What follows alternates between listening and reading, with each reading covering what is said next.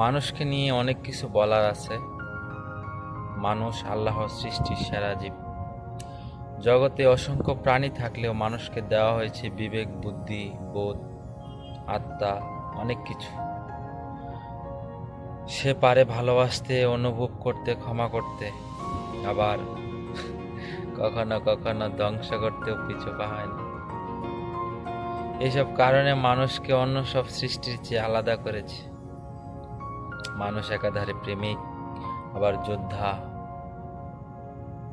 একদিকে সে মায়ের চোখে অশ্রু এনে দিতে পারে, আবার সেই চোখে হাসি ফোটাতে পারে নিঃস্বার্থ ভালোবাসা দিয়ে।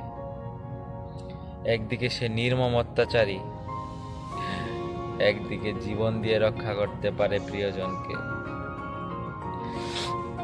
মানুষের মধ্যে লুকিয়ে আছে সীমাহীন সম্ভাবনা, যদি সে তা সঠিক পথে পরিচালনা করতে রাখে। মানুষ যখন ভালোবাসে তখন সে ফেরেশতার চেয়ে উত্তম, আর যখন সে ঘৃণা করে তখন পশুর চেয়ে ভয়ানক হয়ে ওঠে। তাই মানুষের আসল শক্তি তার মানবতা, তার মমতা, তার ক্ষমাশীলতা।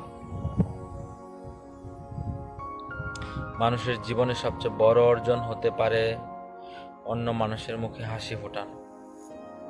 যে মানুষ অন্যের কষ্ট বুঝতে পারে, বিনা স্বার্থে পাশে দাঁড়াতে পারে, সেই প্রকৃত মানুষ।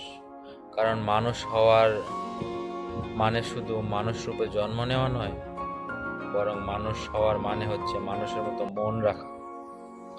আজকের এই জগতে মানুষ হয়তো প্রযুক্তিতে অনেক এগিয়েছে, কিন্তু মানবতা প্রায় বিপন্ন।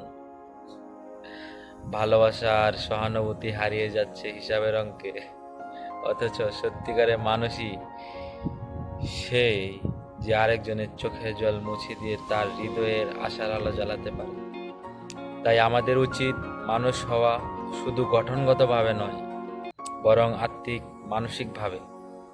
পৃথিবীর সবচেয়ে সুন্দর শব্দ হচ্ছে মানুষ, যদি সে নিজের দায়িত্ব ও ভালোবাসার অর্থ বুঝতে শিখে। হায়রে মানুষ!